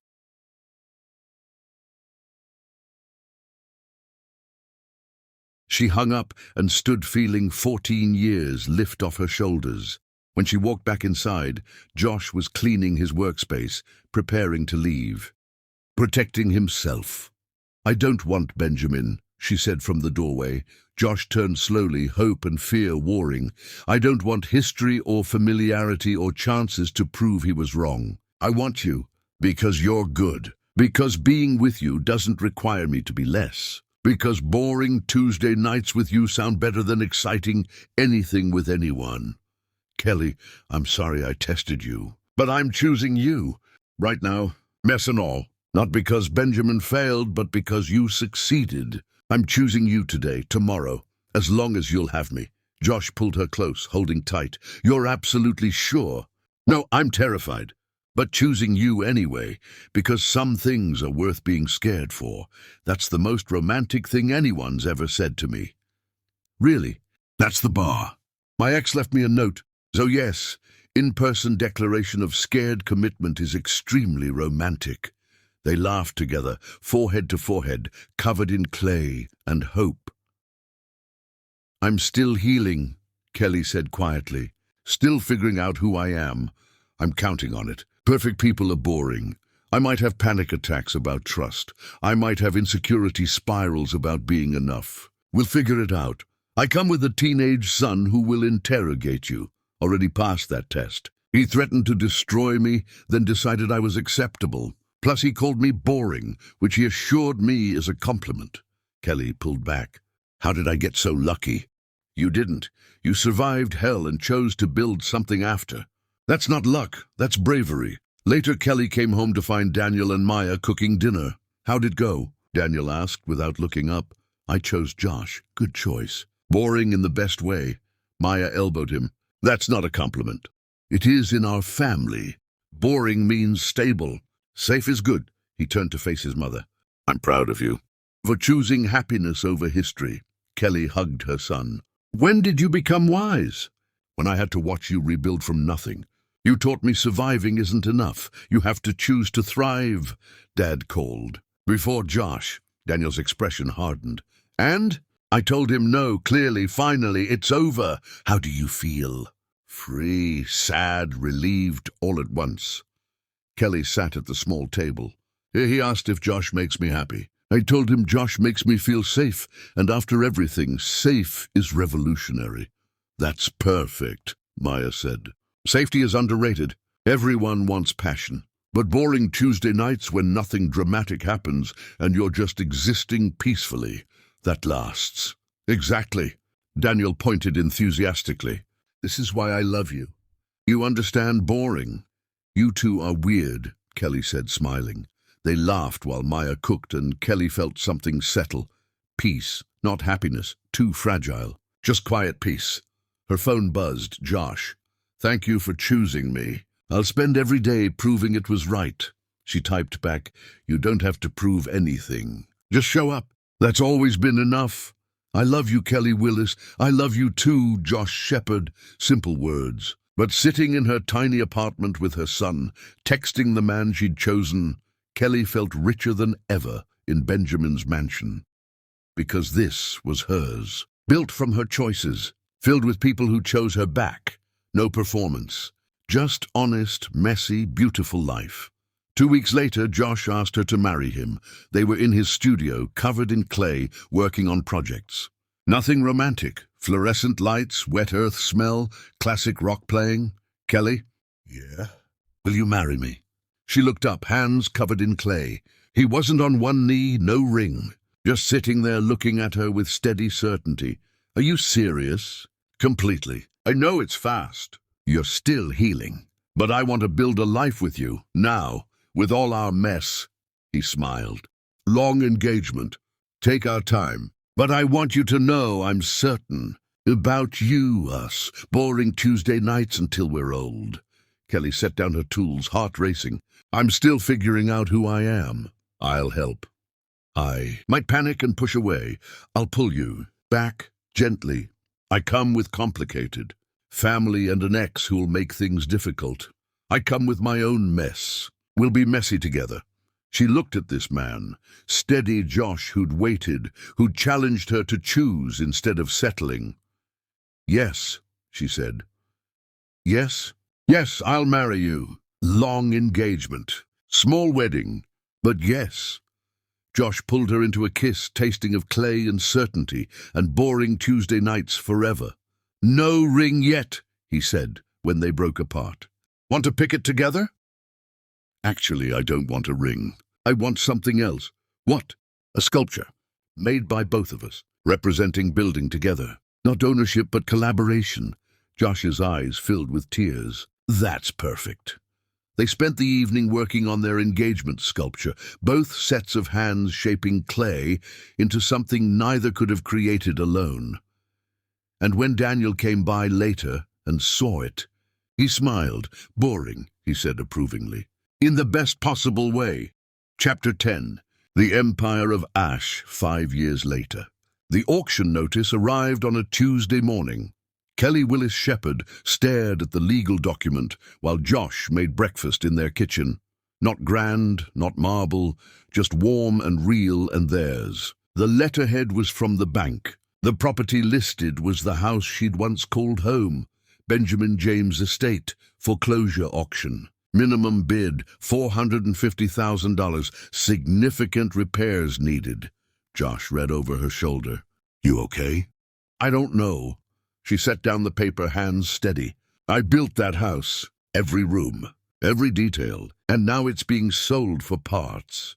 You could buy it. The suggestion hung between them.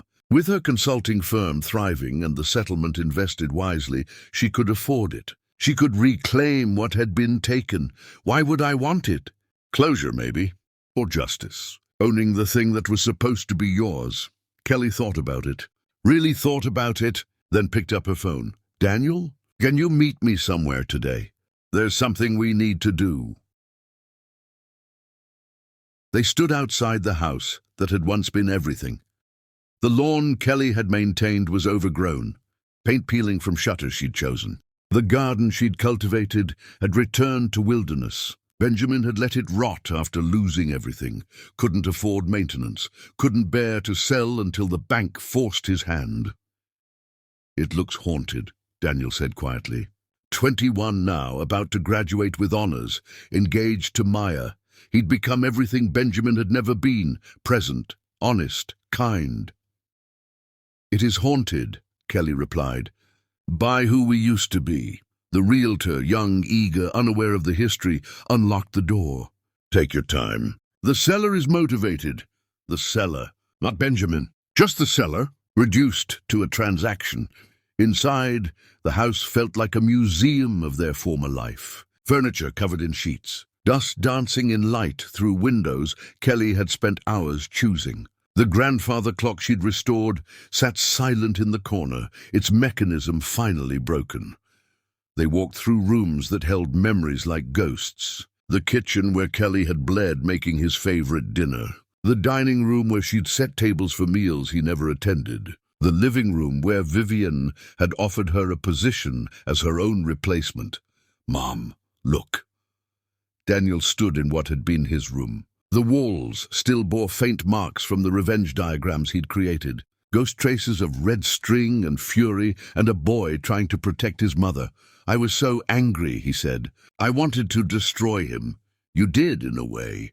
You and everyone else he'd hurt. You just did it with truth instead of violence." They climbed the stairs to the master bedroom. The bed was gone, but the closet doors stood open. Empty. No trace of the clothes Kelly had carefully organized or the suits Benjamin had valued more than family.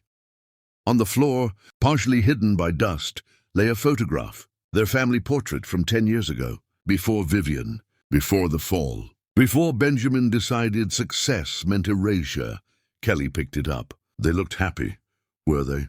Or had they just been performing happiness so long they'd forgotten the difference?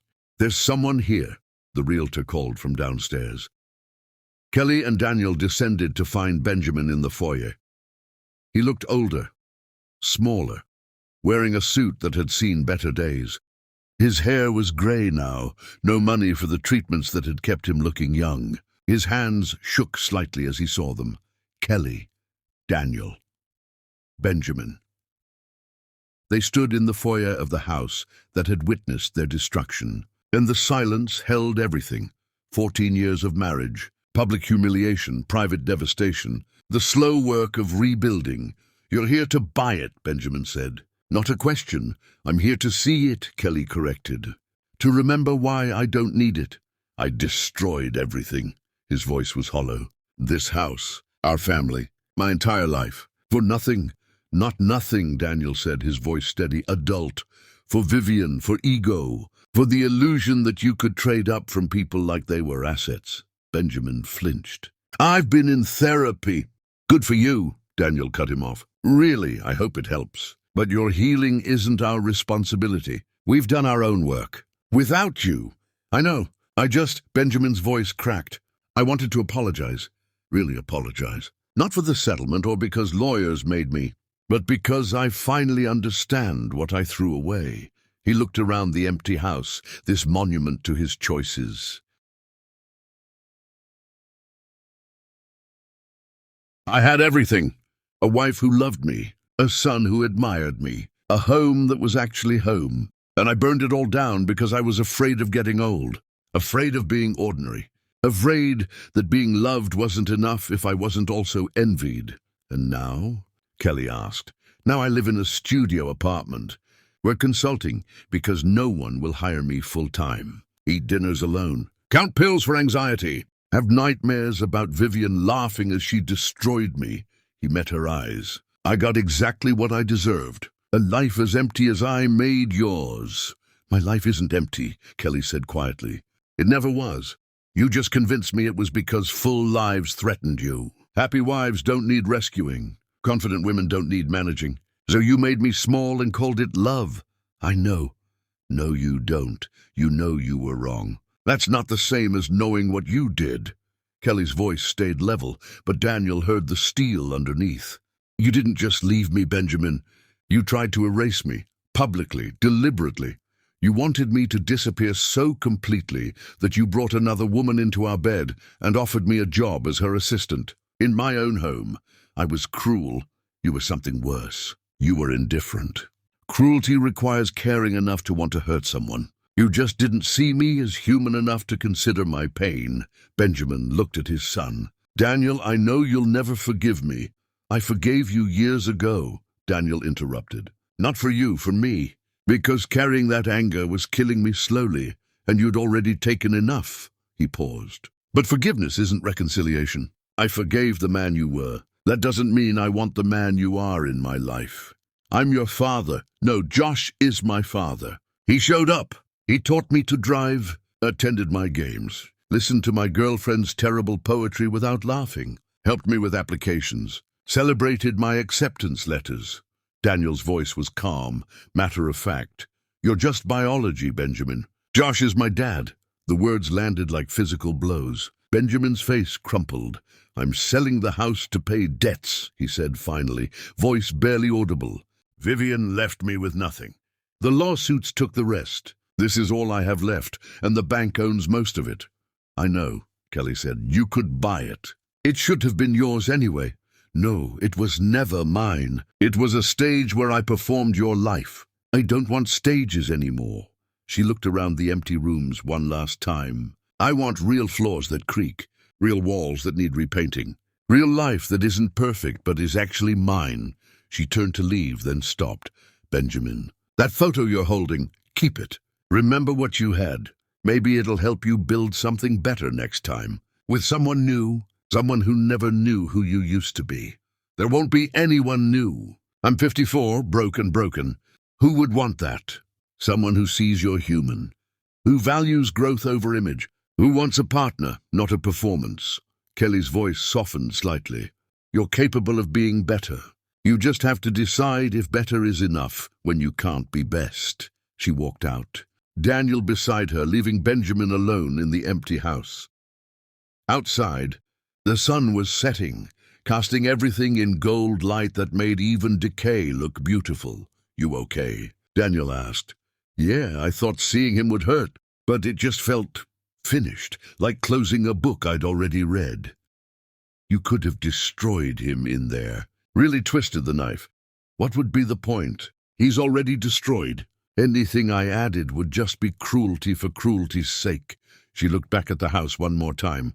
Besides, the best revenge isn't making someone suffer. It's being happy without them. Completely, genuinely happy. Are you happy?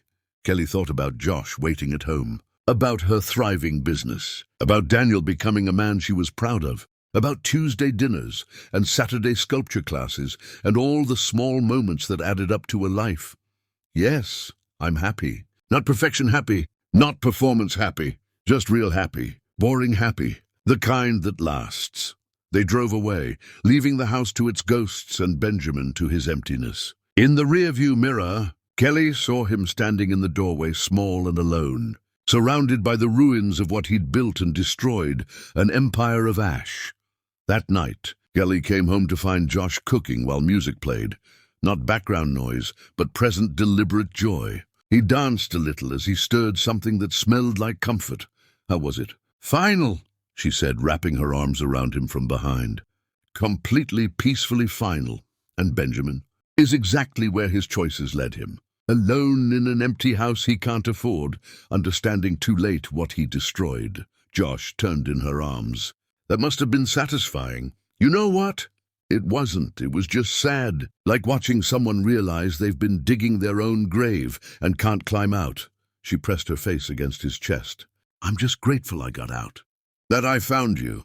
That we built this life, this kitchen. This boring Tuesday night with terrible dancing and probably burned dinner. It's not burned. It's caramelized. And you, especially you. Josh held her as the music played, and dinner definitely burned a little, and Kelly felt the full weight of her happiness. Not dramatic, not intense, just deep and real and hers. Her phone buzzed. Daniel. Dad's taking me driving tomorrow. The highway this time. If I die, know that Josh Shepherd can't merge properly and it's not my fault. She laughed, showing Josh the message. I merge fine. He's just impatient. You literally stopped on an on-ramp last week. There were cars. That's the point of merging. They bickered gently while serving dinner, and Kelly realized this was what victory looked like. Not Benjamin's destruction. He'd handled that himself. Not reclaiming the house. She'd built something better. Victory was this, choosing to build after breaking. Choosing love after betrayal. choosing boring happiness over dramatic suffering. Victory was surviving the empire of ash and growing something green in its place. Epilogue. 10 years later, the call came at 3 a.m. Mrs. Willis Shepherd, this is St. Mary's Hospital. You're listed as Benjamin James's emergency contact. Kelly sat up, instantly awake. What happened? He's had a heart attack. He's stable but asking for you. She looked at Josh, who was already awake, already understanding. Go, he said simply. Daniel should know. The hospital. Room was white and sterile, and Benjamin looked small in the bed, older, fragile, hooked to machines that beeped with mechanical indifference. You came, he whispered. You put me as your emergency contact. There's no one else. Hasn't been for years. He struggled to sit up. I need to tell you something. Before I can't. Benjamin, save your strength. No, listen, please. His eyes were desperate. I loved you. I need you to know that. I loved you completely. I just love myself more. And that poisoned everything good we had. I know. I see you sometimes. In magazines. Your company. Your success. Your family. Tears rolled down his weathered face. You became everything you were meant to be. Without me. Despite me. And I'm so proud of you. I have no right to be, but I am. Benjamin, you were the love of my life, Kelly. I was just too stupid to know it until I'd thrown you away. He closed his eyes. Thank you for coming. Thank you for being the last good thing I get to see. Kelly sat with him in silence. This man who'd been everything and nothing, who'd built empires and destroyed them, who'd confused ownership with love until he owned nothing and loved too late. I forgive you, she said finally. Not for you, for me. So I can let this go completely. I don't deserve. No, you don't, but I do. I deserve to be free of you. Even the anger, even the hurt. All of it.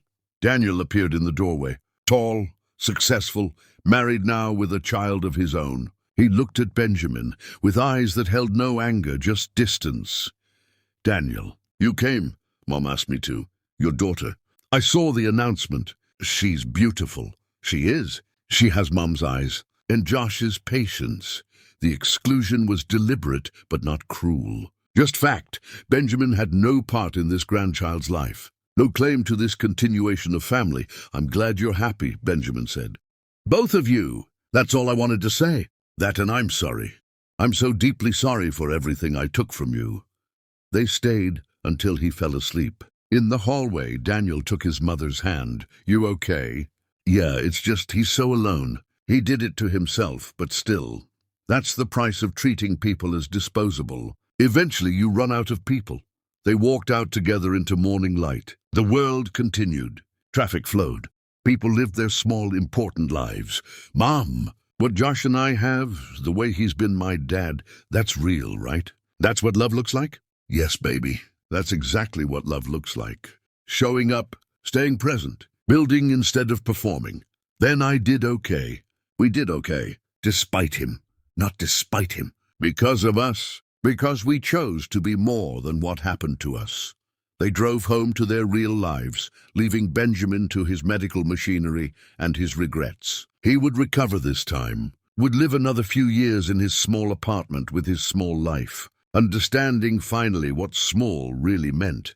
And somewhere in the city, in a house with creaking floors and walls that needed repainting, Josh Shepherd was making breakfast for his granddaughter, while his wife built empires of her own design, and his son became the father Benjamin never was.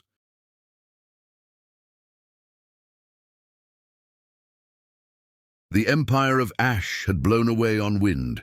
What grew in its place was smaller, quieter, and infinitely more valuable. It was real. The end. The opposite of love is not hate, it's indifference. The opposite of a life is not death, it's never having lived at all. And the greatest tragedy is not falling, but falling alone, surrounded by the ashes of bridges you burned yourself.